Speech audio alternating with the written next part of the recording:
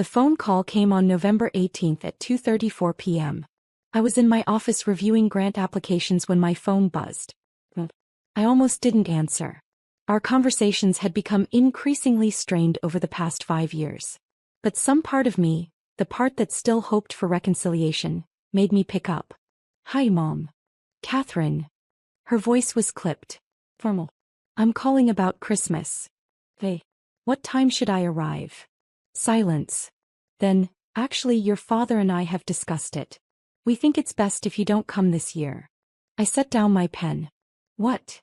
Don't come to Christmas. It's better for everyone." "Better how?" "Catherine, your brother is bringing his fiancée. Your sister is bringing her husband and the twins. This is a family celebration. We want it to be nice, successful. Not complicated by your situation." "My situation? What situation is that, Mom?" "You know what I mean. You're 42. Unmarried. No children. Still working at that nonprofit thing. Your brother just made VP at his company. Sarah's husband is a surgeon. Their children are in private school. And you're..." "I'm what?" "You're an embarrassment, Catherine. There. I said it. You're an embarrassment to this family. You made choices that led nowhere. You have nothing to show for your life. And I don't want to spend Christmas explaining to Sarah's in-laws why my middle child is a failure." The words hit like physical blows. "I see," I said quietly. "This isn't personal. It's just realistic. You made your choices. You walked away from a perfectly good career in finance to work at a charity. You turned down marriage proposals from two perfectly suitable men. You chose this life. But that doesn't mean we have to celebrate it." "Hey," I said. "Okay, what?" "Okay, I won't come to Christmas." "Good. I'm glad you understand." "I understand perfectly, Mom." I hung up, sat in my office staring at the wall for 10 minutes. Then I went back to reviewing grant applications. Because 847 children were depending on the Children's Hope Foundation to fund their medical treatments. And my mother's opinion of my life didn't change that. I hadn't always worked in nonprofit. 20 years ago I graduated from Wharton with an MBA. Top 10% of my class. Recruited by Goldman Sachs, Morgan Stanley, McKinsey. Offers ranging from $180,000 to $220,000. I chose Goldman. Investment banking. 80-hour weeks. Deals worth billions. Bonuses that paid for luxury apartments and designer wardrobes. My parents were thrilled. Finally, Mom said at my graduation.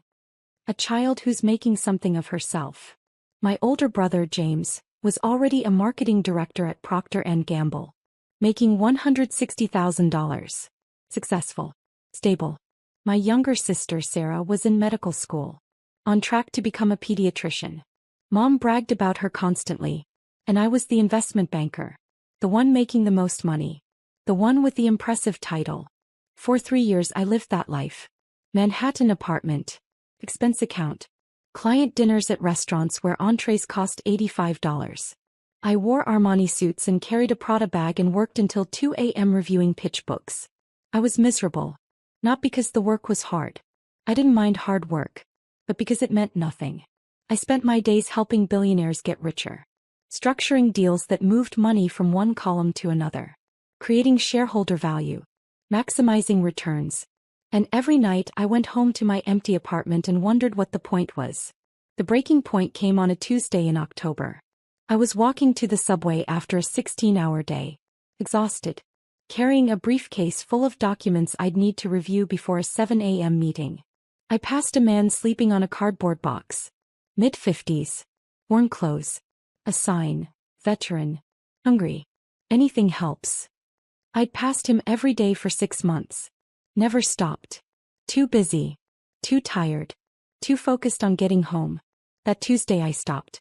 "Excuse me," I said. "Have you eaten today?" He looked up. Surprised that someone was talking to him. "No, ma'am." I bought him dinner. Pizza from a place on the corner. 2 slices and a soda. Cost me $8. He cried when I handed it to him. "God bless you," he said. "You're an angel." I wasn't an angel.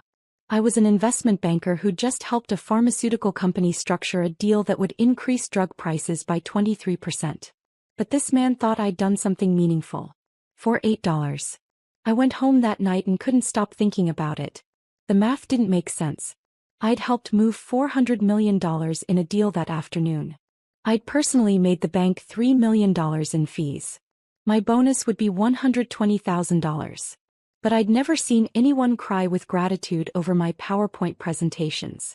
6 months later, I left Goldman Sachs. Took a job at a small nonprofit called Children's Hope Foundation. They funded medical treatments for kids whose families couldn't afford them. Cancer treatments, heart surgeries, transplants. My salary, $52,000. My parents were horrified.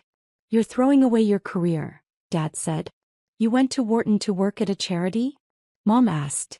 "Do you know how embarrassing that is?" "I'm helping children," I said. "You're wasting your potential," Mom replied. "James is making real money. Sarah will be a doctor. And you're going to be a non-profit worker making poverty wages." "I'm making enough." "Enough for what? You can't even afford to buy a house on that salary." "I don't need a house." "Everyone needs a house, Catherine. Everyone needs stability. You're throwing that away for what? So you can feel good about yourself." "Yes," I said simply. "That's exactly why." She didn't understand. She never understood. That was 17 years ago. In those 17 years, I'd built Children's Hope Foundation from a small organization operating in 3 cities to a national foundation operating in 47 states. When I started, we had 4 employees and a budget of $800,000. We helped 127 children that first year. Now we had 143 employees and a budget of $68 million. Last year alone, we'd helped 8,247 children receive life-saving medical treatment. I'd spent 17 years building something that mattered. I'd written grants, courted donors, spoken at conferences, built partnerships with hospitals, pharmaceutical companies, and medical device manufacturers. I'd negotiated with insurance companies to cover treatments they initially denied. I'd fought with hospital billing departments to reduce costs. I'd sat with families in waiting rooms while their children went through surgery, holding their hands, promising them we'd figure out the money. 3 years ago, I'd been promoted to executive director. Salary, $140,000. Not Goldman Sachs money. But enough.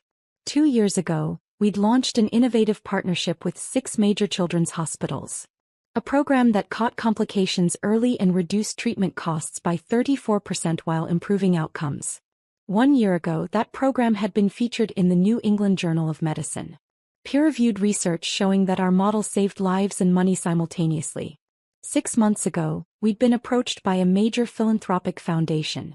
They wanted to donate $15 million to expand our program nationally.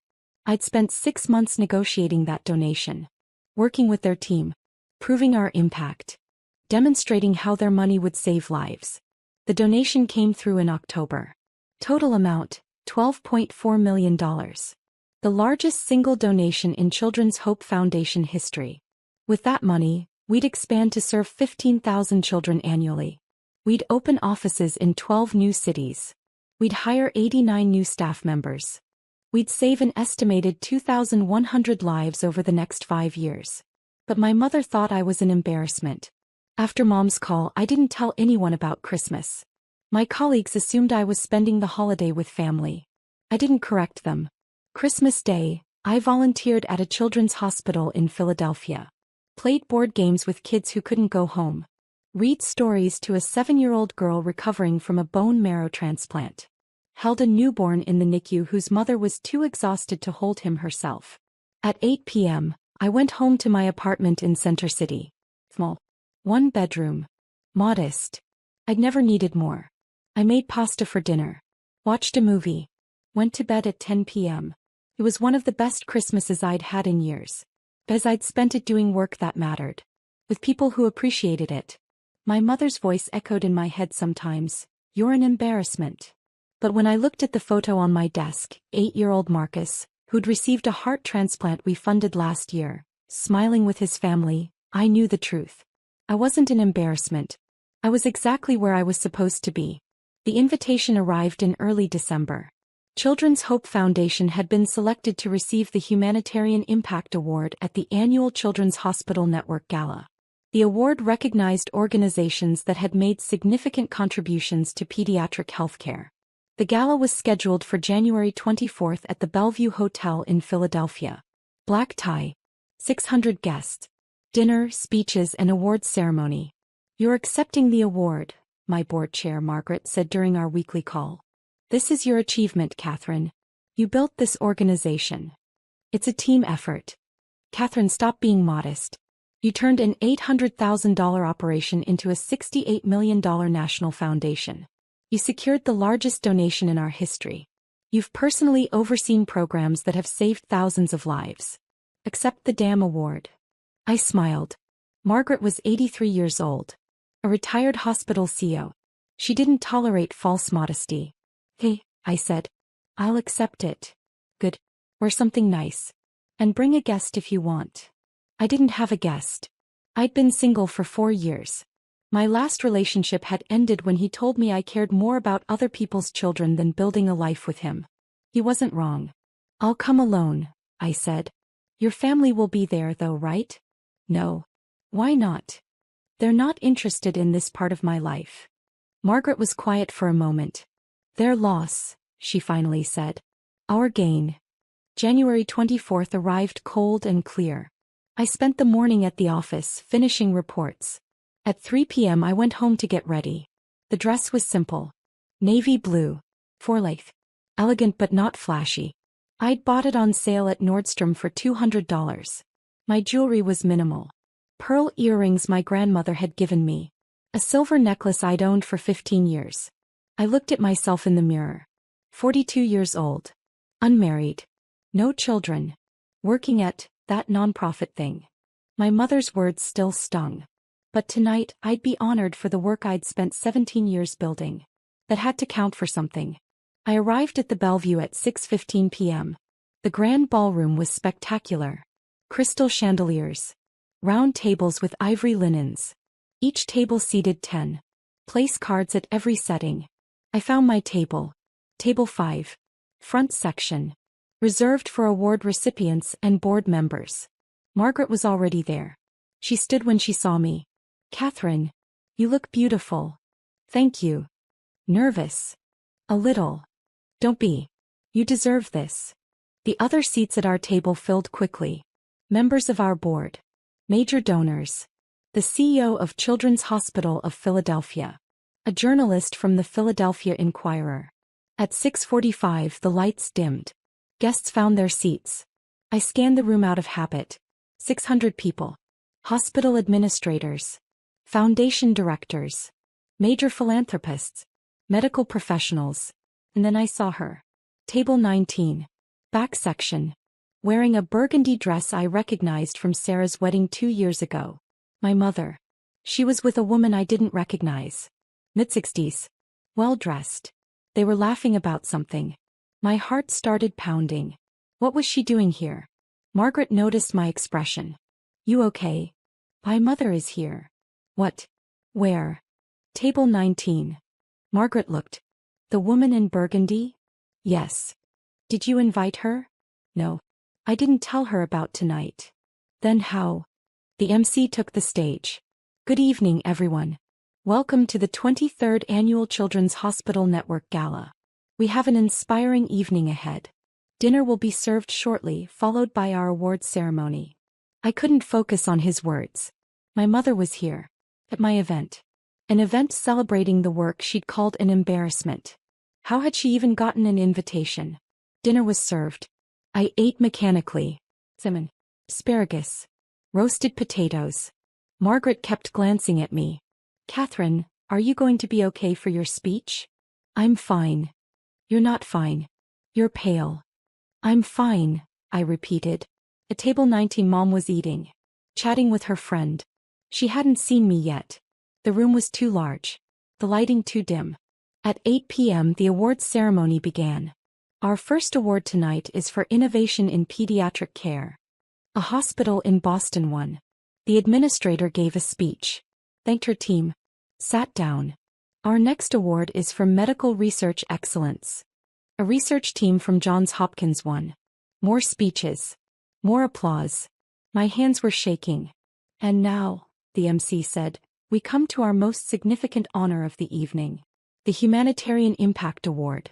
This award recognizes an organization or individual who has made extraordinary contributions to improving the lives of children facing medical challenges." He paused. This year's recipient has transformed pediatric healthcare in ways few people fully understand. 17 years ago, she left a lucrative career in investment banking to join a small nonprofit with a budget under $1 million and a staff of 4 people. I could see my mother now. She was paying attention, probably wondering who the recipient was. Under her leadership, that organization has grown into a national foundation operating in 47 states with a budget of $68 million. Last year alone, they provided funding for life-saving medical treatments for over 8,000 children whose families couldn't afford care. Mom's friend leaned over and whispered something. Mom nodded. She personally secured the largest donation in the organization's history, $12.4 million from the Hartwell Foundation, which will allow them to expand their programs and serve 15,000 children annually. The screens behind the stage lit up. My photo appeared. Professional headshot. Below it, Catherine Morrison, Executive Director, Children's Hope Foundation. Her innovative partnerships with major children's hospitals have been featured in peer-reviewed medical journals. Her work has saved an estimated 4,200 lives and prevented millions in unnecessary medical costs. My photo was now on 3 screens, 20 feet tall. Please join me in honoring this year's Humanitarian Impact Award recipient, Catherine Morrison. The room erupted in applause. Everyone stood. I stood slowly, walked toward the stage. As I passed table 19, I looked directly at my mother. She was frozen, staring at the screens. Her mouth was open. Her friend was staring too. Then she looked down and saw me walking past their table. She grabbed Mom's arm, whispered something. Mom turned, saw me. Our eyes met. Her face went completely white. I kept walking. Up the stairs. Onto the stage. The MC handed me the award. Crystal sculpture. Heavy. Beautiful. Congratulations, Catherine. Would you like to say a few words? I took the microphone. Looked out at 600 faces. And one face in particular. My mother at table 19. Still frozen. Still staring. I began speaking. Thank you. 17 years ago, I made a decision that confused a lot of people. I left a career in investment banking to work at a nonprofit. I took an 80% pay cut. I gave up the Manhattan apartment and the expense account and the year-end bonuses. Light laughter from the audience. People asked me why. My family asked me why. My colleagues thought I was crazy. I could see Mom clearly now. She was crying. But I made that choice because I'd realized something important. Money is just a tool. Success isn't measured by your salary or your title or the size of your house. Success is measured by impact. By the lives you touch. By the difference you make. I held up the award. This award represents 8,247 children who received medical care they needed. Children like Marcus, who got a heart transplant at 8 years old and is now a healthy 5th grader who wants to be a doctor. Children like Sophia, who beat leukemia and just started college. Children like James, who survived a brain tumor and is now teaching other families how to navigate the medical system. My voice broke slightly. Those children are my success. Their families are my success. The 143 people who work at Children's Hope Foundation and dedicate their lives to this mission, they're my success. I looked directly at table 19. I don't have a big house. I don't have a corporate title. I'm not married. I don't have children of my own. By some standards, I might look unsuccessful. But I know the truth. I've spent 17 years building something that saves lives. That gives hope to families in their darkest moments. That makes the world measurably better. Tears were streaming down Mom's face. So thank you to the Children's Hospital Network for this incredible honor. Thank you to my team at Children's Hope Foundation. Thank you to our donors and partners and supporters. And thank you to every child and family who trusted us to walk with them through their medical journey. The room stood. Standing ovation. I walked off stage. Back to my table. Margaret hugged me. That was perfect. Thank you. Your mother is a mess. I know. Are you going to talk to her? Not here. The ceremony continued. More awards. More speeches. At 9:30 the formal program ended. Networking began. People mingled. Approached the award recipients. Asked for business cards. I was immediately surrounded. Hospital administrators wanting to partner with us. Donors interested in supporting our work. Journalists requesting interviews. At 10:15 I saw my mother approaching. She was walking slowly, like someone in a dream. Her friend was behind her, looking uncertain. The crowd around me noticed. Sensed something private was happening. They drifted away. Mom stopped 3 feet from me. "Catherine." "Mom." I didn't know. Didn't know what? Any of this. The foundation. The work. She gestured at the screens where my photo still displayed. "All of this. You never asked," I said quietly. "You said you worked at a nonprofit. A small charity." It was small. When I started, I built it into what it is now. $12 million. $12.4 million. The Hartwell donation. Plus $68 million in annual operating budget. Plus partnerships with 47 hospitals. Plus. Stop. He was crying harder now. "Please stop." Her friend stepped forward. "I'm Susan Porter. I'm on the board of Children's Hospital. I invited your mother tonight. I had no idea you were related.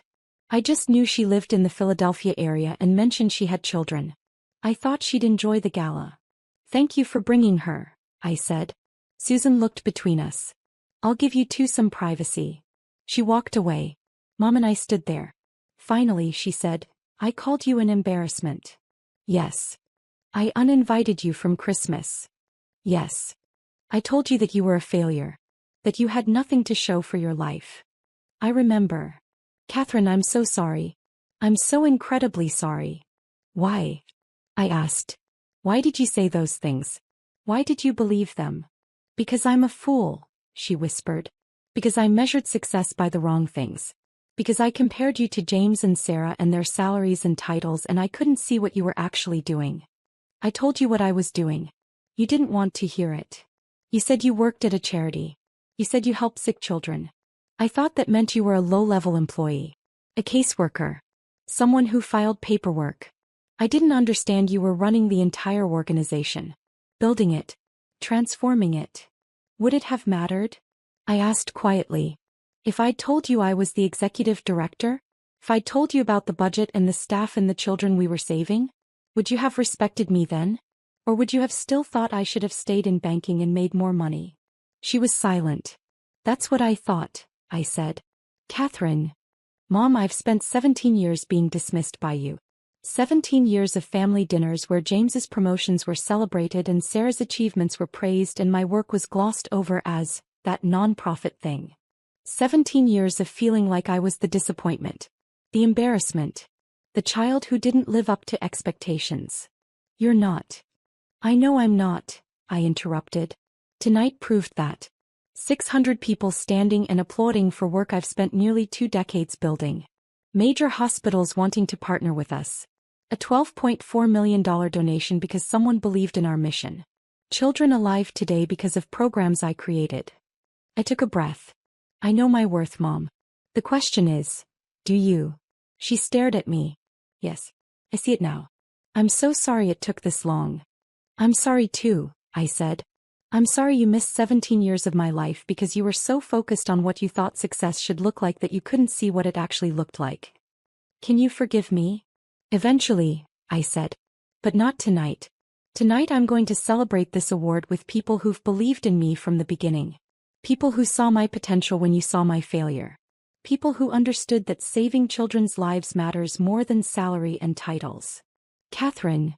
"Go home, Mom. Go home and think about why you said the things you said. Why you believed them. Why you couldn't see your own daughter for who she really was. When can I see you again?"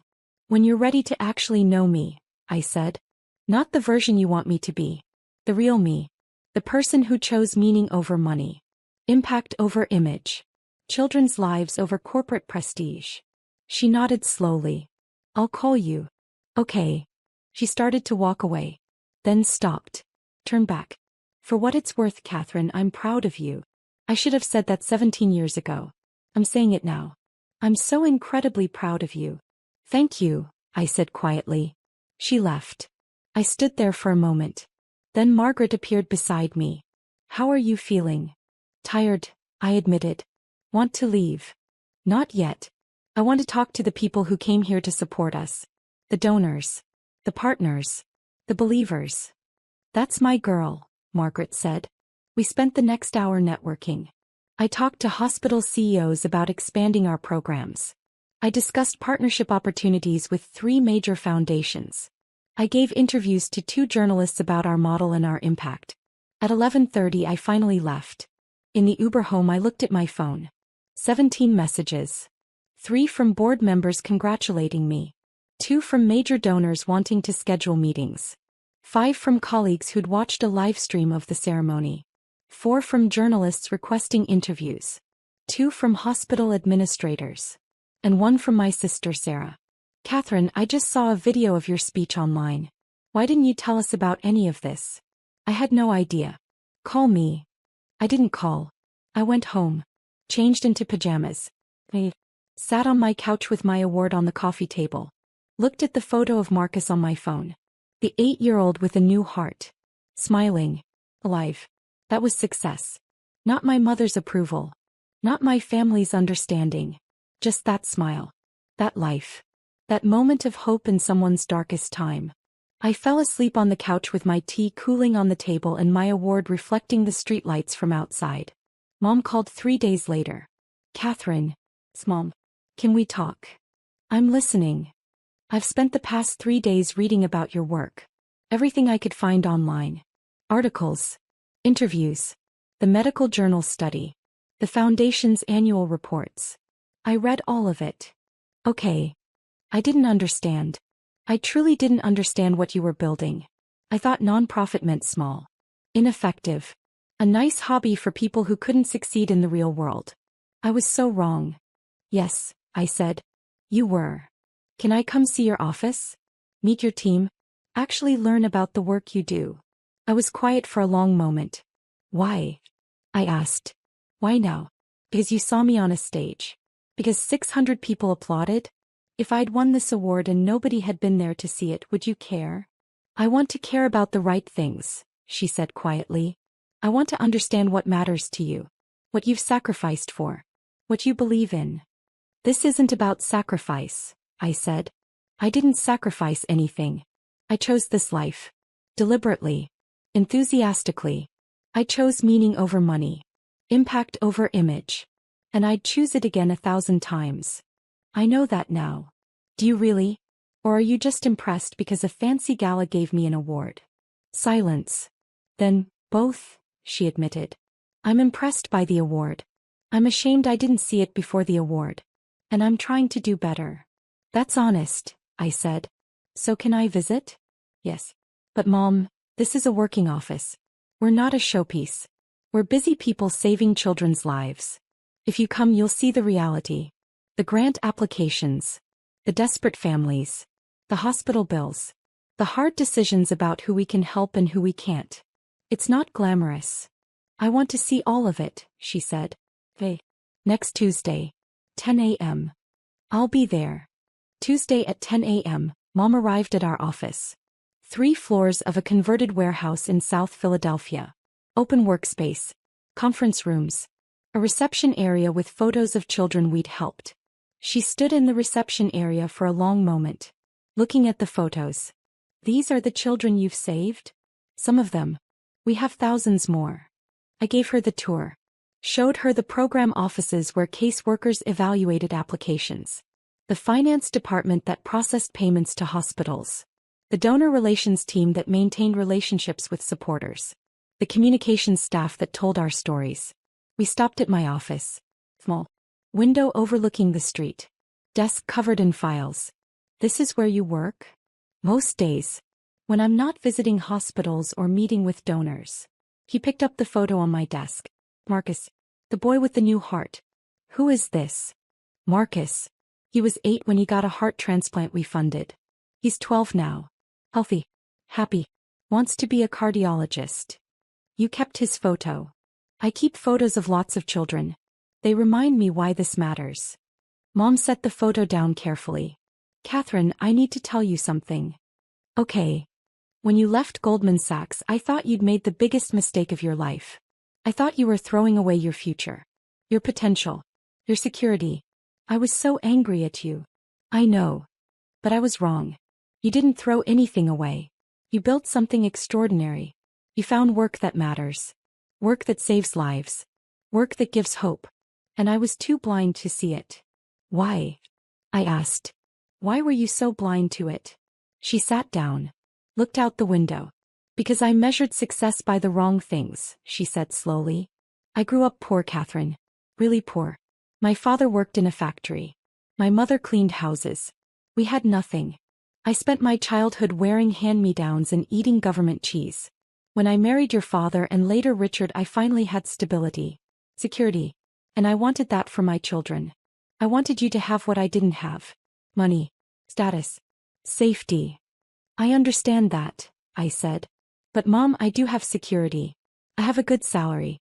I own my apartment. I have retirement savings. I'm not struggling. But you could have had so much more. Or what? More money I don't need? A bigger apartment I'd be alone in? A corporate title that means nothing when I go to sleep at night. He was crying. I wanted you to be safe. I am safe, I said gently.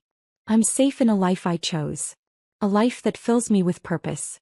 Every day I wake up knowing that the work I do matters. That children are alive because of decisions I make. That families have hope because of programs I built. How many people can say that about their work? Not many, she whispered. I have enough money. Enough security. And I have meaning. That's more than most people get. That's everything I wanted. She looked at me. You're remarkable, Catherine. I'm sorry it took me 42 years to see it. 42 years minus 17 years of me doing this work equals 25 years, I said. You saw me clearly for 25 years. It's the last 17 you missed. But we can work on that. How? By you actually asking about my life. My work. What I'm proud of. What challenges I'm facing. Not comparing me to James or Sarah. Just seeing me as myself. I can do that, she said. Can you? I'm going to try. Really try. Over the next 6 months she did try. She called every Sunday. Just about my week. Listened when I told her about funding decisions and partnership negotiations and children we'd helped. She came to a fundraising event in March. Sat at a table with donors. Watched me give a speech. Afterward she introduced herself to people. I'm Catherine's mother. I'm so proud of her work. In April she brought my father to the office. Showed him around. Explained our programs. He listened. Asked questions. Seemed genuinely interested. In May she told James and Sarah about the award. Showed them the video of my speech. Sarah called me crying. Why didn't you tell us about any of this? You never asked, I said simply. We should have asked. Yes. You should have. In June the whole family came to our annual gala. Mom, Dad, James and his fiancée Sarah and her family. They sat at table 7. Wore formal attire. Clapped when I was introduced. During my speech I looked at them. My family. Finally seeing me. Not the embarrassment. Not the failure. Not the disappointing middle child who'd made bad choices. Just me. Catherine Morrison. Executive Director of Children's Hope Foundation. Builder of programs that saved lives. Protector of children. Believer in meaning over money. After the gala we went to dinner. This was incredible, James said. I had no idea your organization was this big. This important. It is, I said. Why didn't you tell us? I tried, I said. For years. But you weren't listening. We're listening now, Sarah said quietly. I appreciate that. Mom reached across the table. Took my hand. I'm so sorry for what I said. About Christmas. About you being an embarrassment. I'll regret those words for the rest of my life. I know, Mom. Can you forgive me? I thought about it. About the hurt. The years of feeling dismissed. The phone call uninviting me from Christmas. But I also thought about the past 6 months. About her trying. About her showing up. About her finally seeing me. Yes, I said. I forgive you. She cried. Right there in the restaurant.